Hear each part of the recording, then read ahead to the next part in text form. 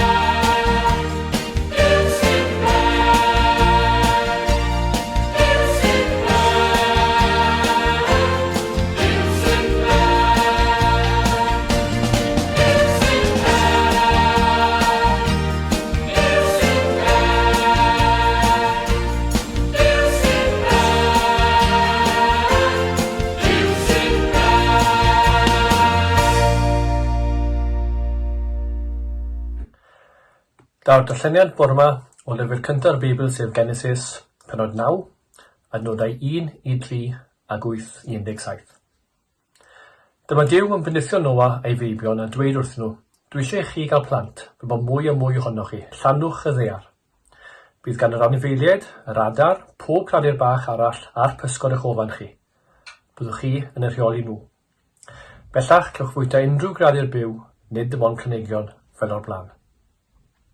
A dyma Duw yn dweud wrth Noa a'i feibion, dwi am wneud ymrwymiad i chi a'ch disgynyddion, a hefyd gyda phob cradur byw, adar, anifeiliaid dof a phob cradur arall ddaeth allan o'r arch. Dwi'n addo na fyddai byth yn danfon dilyw eto i gael gwared a phopeth byw ac i ddinistrio'r ddaear. A dwi'n rhoi arwydd i chi i ddangos fod yr ymrwymiad dwi'n ei wneud yn mynd i bara am byth. Dwi'n rhoi fy enfys yn y cymylau, a bydd yr arwydd o'r ymrwymiad dwi wedi wneud gyda'r ddaear. Pan fydd cymylau yn yr awyr ac enfys i'w gweld yn y cymylau, byddai'n cofio'r ymrwymiad dwi wedi wneud i chi a phob creadur byw. Fydd llifogydd ddim yn dod i ddinistrio popeth byw byth eto. Pan fydd yr enfys yn y cymylau, byddai'n cofio'r ymrwymiad dwi wedi wneud gyda phob creadur byw sydd ar y ddaear. A dyma Duw yn dweud wrth Noa, dyma'r arwydd sy'n dangos y byddai'n cadw'r ymrwymiad dwi wedi wneud gyda phopeth byw ar y ddaear. Mae eleni yn flwyddyn bwysig iawn i'r Urdd, gan bod y mudiad yn dathlu i chanmlwyddiant. Dydd Mercher yma, y 19 o Fai, fe fydd plant Cymru yn rannu neges heddwch ac ewyllus da y canmlwyddiant. Ac ers 1922 yn ddidor, mae'r broses flynyddol ar Fai y 19 o anfon neges ar ran bobl ifanc Cymru i bobl ifanc y byd, wedi bod yn esgogi ac yn ysbrydoli gweithgarwch dyngarol a rhyngwladol. Y parchedig William Davies o Gwm Rymni oedd arloeswr y neges wrth gwrs. Oedd e'n heddychwr mawr ac yn flaenllaw wrth sefydlu Undeb Cymreig y Cenhedloedd Unedig ac yn ddiweddarach UNESCO. Ac mi roedd e'n credu mewn dod â phlant y cenhedloedd ynghyd. Ac fe benderfynodd Sir Ifan y dyle'r Urdd ymuno gyda'r fenter o gyhoeddi'r neges mwyn dileu'r anwybodaeth a'r rhagfarnau oedd yn bodoli rhwng cenhedloedd y byd. Fe ddarlledwyd y neges am y tro cyntaf ar y BBC World Service yn 1924 ac erbyn heddi mae'r neges yn ymddangos mewn sawl iaith ar y we ac yn cyrraedd 4 ban byd. Dros y blynyddoedd mae pynciau'r neges wedi cynnwys y bom atomic, ffoduried, tlodi, rhyfel, trais a chynhesu byd eang. Eleni mae neges heddwch ac ewyllus da canmlwyddiant yr Urdd yn canolbwyntio ar yr argyfwng hinsawdd. Mae'n alwad i weithredu gan blant a phobl ifanc Cymru i bobl ifanc y byd, i ddefnyddio pwysigrwydd a phwer eu llais i erfyn ar lywodraethau a chorfforaethau mawr i weithredu ar frys mwyn achub ein planed. Mae'n amser dihuno. Mae'r Urdd wedi sefydlu partneriaeth a Phrifysgol Aberystwyth a chrew o'i fyfyrwyr mwyn creu neges y canmlwyddiant sydd yn cynrychioli llais plant a phobl ifanc Cymru. Ac wrth ganolbwyntio ar thema argyfwng hinsawdd, mae'r bobl ifanc yn defnyddio eu llais mwyn creu neges bwerus sydd yn pwysleisio'r angen i weithredu cyn iddo fod yn rhy hwyr. Erbyn dydd Mercher nesaf, fydd y neges yn ymddangos ar wefan yr Urdd mewn 100 o ieithoedd. Ond dyma hi i chi yn y Gymraeg.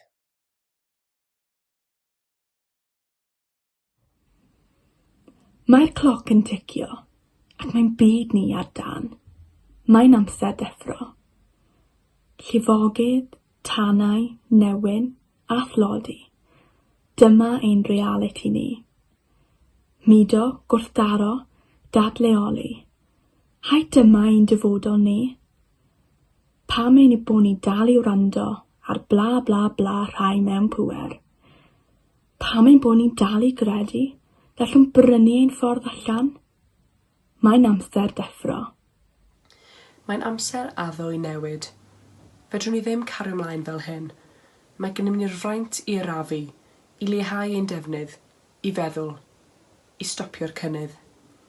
Achos nid ni fydd yn dioddef yn gyntaf, felly dyma ein heddewid, i newid ein ffordd o fyw a galw am newid systemig, mwyn y reini yng ngwledydd y de byd eang, mwyn dyfodol ein cartref.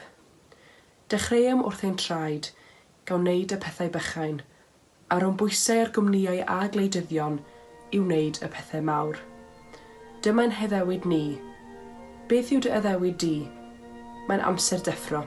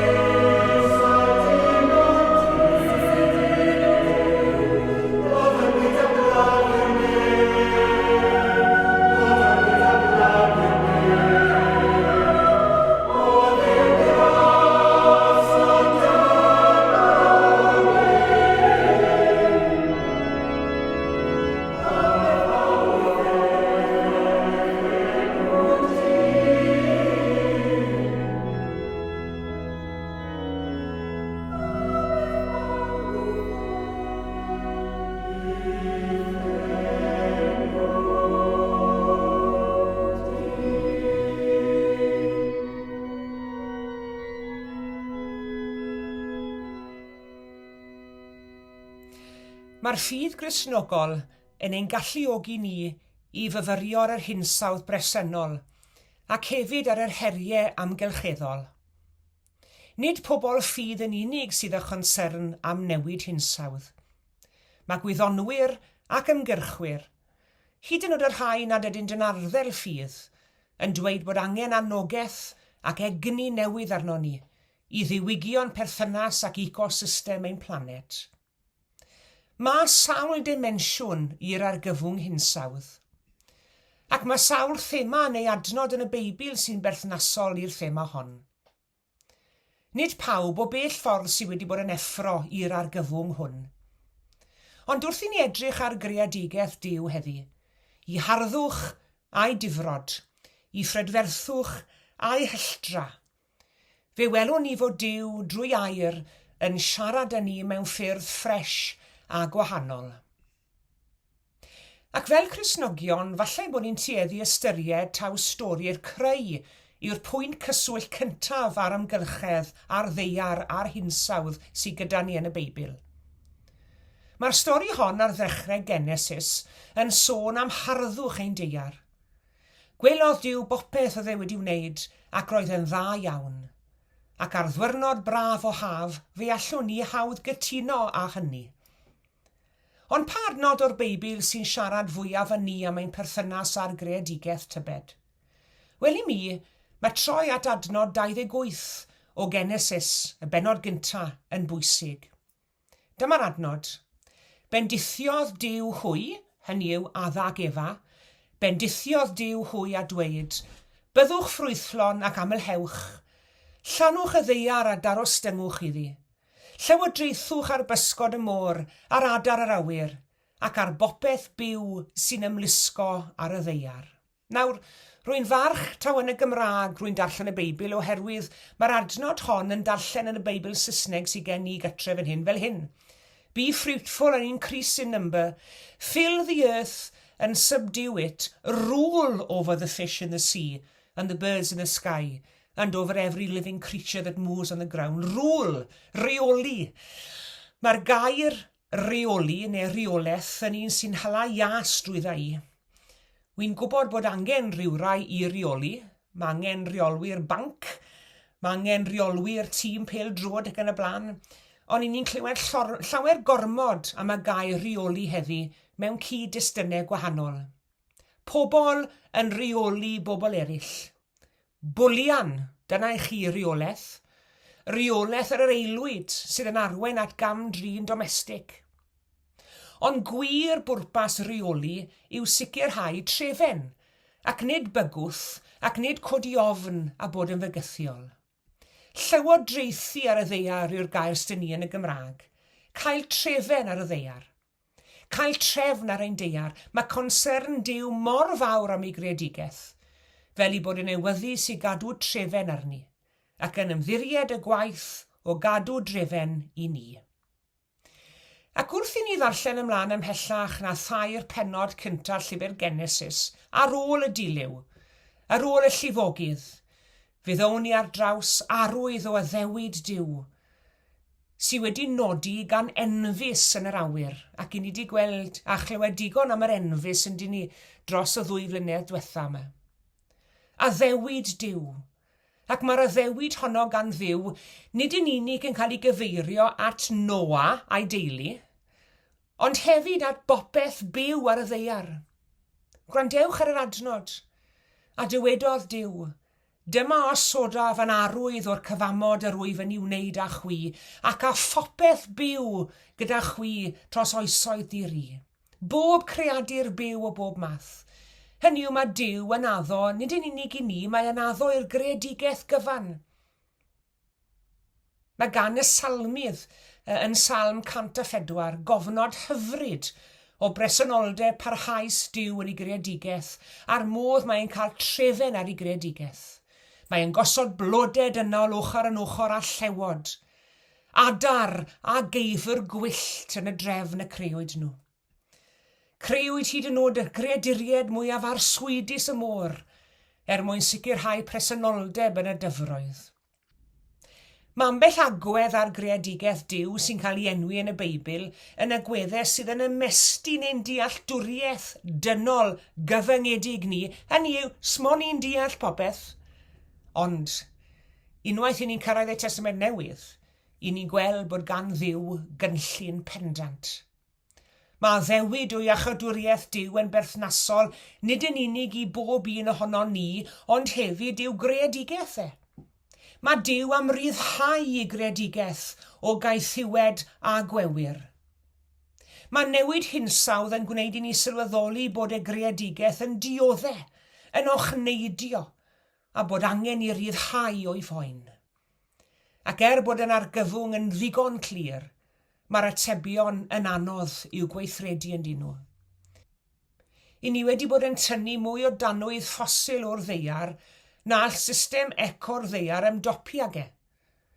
Mae angen ymdrech fyd-eang yn awr i gyd dynnu, i greu dyfodol gan ddefnyddio systemau diwydiannol ac economaidd hollol wahanol i'r rhai ni wedi bod yn dibynnu arnyn nhw yn y gorffennol. Ac mae llywodraethau, gan gynnwys yn llywodraethau ni, yn disgrifio sefyllfa'r hinsawdd fel un argyfyngus iawn. Bydd y tynnu ynghyd yn gofyn am lefel uwch o gydweithio byd-eang. Mae'r economeg a'r wleidyddiaeth yn gymleth iawn, ond mae'r neges yn ddigon syml, sef ble bynnag i ni'n byw, a phwy bynnag i ni. Mae pob unigolyn yn wrthrych cariad Duw. Mae Duw yn ein gwahodd ni oll i fyfyrio'r cwestiynau mawr gyda'n gilydd.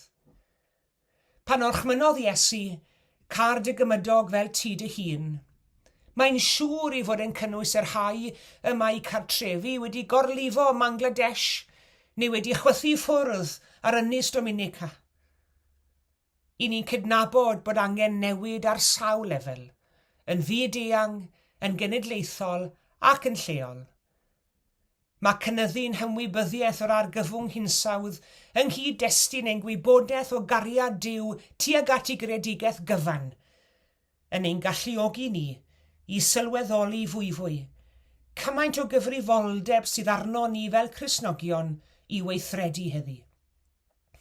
Falle bod y llwybr yn hir, ond i ni'n gwybod nad yw'r llwybr yn unig. Mae e'n heriol, ond dyw e ddim yn amhosib. Ac mae'n dda o beth bod y genhedlaeth iau, trwy neges y wyllus da i blant y byd eleni, yn ein herio ni o'r newydd, i ystyried o ddifri ein stiwardiaeth, nid ein rheolaeth, ond ein stiwardiaeth o'r ddaear hon, sydd, fel chi a fi, yn rhan o greadigaeth Duw. Amen.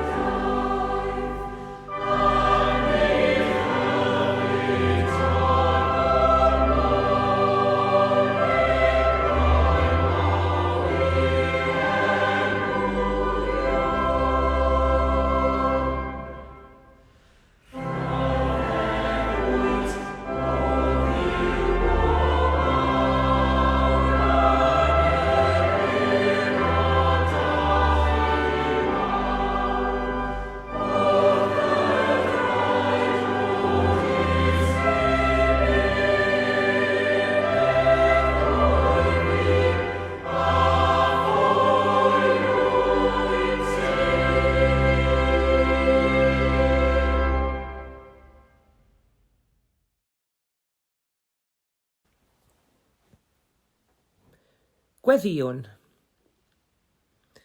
Dywedodd Duw bydded goleuni a bu goleuni. Arglwydd fel y creais doleuni orchfygu'r tywyllwch. Diolch i ti am oleuni dy wirionedd sy'n lliwyrchu arno ni yn dair, ac i ni weld disgleirdeb dy gariad yn wyneb Iesu. Fel y creais di'r ffurfafe ni gylchynu'r byd, diolchwn i ti am ehangder dy gariad o'n hamgylch ac uwch ein penne, yn ein cynnal drwy lawogydd a storm, ac yn ein dysgu ymddiried yn dofal di. Fel y creais dy ddeiar yn ffrwythlon, a rhoi yn gartref i ddyn ac yn ifael. Agor ein llygaid i weld gwaith dy law ar fyd natur o'n cwmpas, i barchu'r ddeiar, a'i thrin yn gyfrifol, a gwarchod i hadnoddau i'r dyfodol. Cadw ni rhag difwyno dy fyd. Fel y creais dy'r haul, y lloer a'r ser, i arwyddo dydd a nos a thymor. Gwna ni yn ymwybodol o dreigl amser, o ffiniau'n deall a'n balchder dynol, ac yn llewi'r chael dy gyfiawnder deffro yno ni ddehead am dragwyddoldeb. Fel y creais bysgod ac adar ac anifeilied sy'n fod yn bartneried â ni ar y ddeiar, ac i rannu â ni y tir, yr awyr a'r môr. Disg i ni drysori amrywiaeth y creaduriaid sydd o'n cwmpas, a'i diogelu mewn tirionde bath yn erwch. Ac fel y creais bobl o'r un anian a thi dy hun, a'i gosod yn stiwardiad ar dy fyd. Ac fel y deithos di'n deiar yn dy fab Iesu, i'n gwneud ni'n greaduried newydd. Cadw ni mewn perthynas â thi, a disg ni gyd fyw fel plant Duw. Ac fel y sancteiddiais dy seithfe dydd yn ddydd o orffwys ac addoliad, derbyn offrwm ein moliant ni yn awr, a mi ti ein creu a'n cynnal yn dy gariad, a'n dwyn i fywyd newydd trwy Iesu Grist, ein harglwydd a'n gwaredwr. Ein tad yr hwnnwyt yr y nefoedd, sancteiddi'r dy enw, deled y deyrnas, gwneler dy ewyllus, megis yn y nef, felly ar y ddeiar hefyd.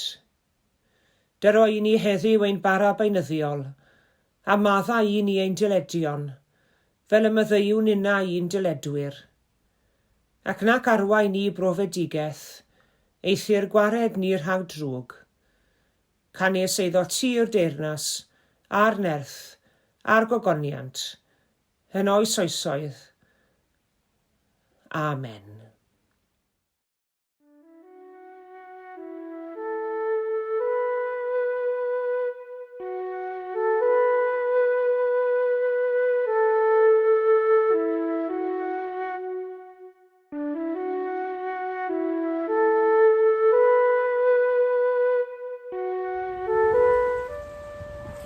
Diolch yn fawr iawn i chi gyd am eich cwmni yn yr oedfa heddi. Tan y Sul nesa, cadwch yn ddiogel ac yn iach, a gras ein harglwydd Iesu Grist a chariad Duw a chymdeithas yr ysbryd glân, a fyddo gyda ni oll. Amen.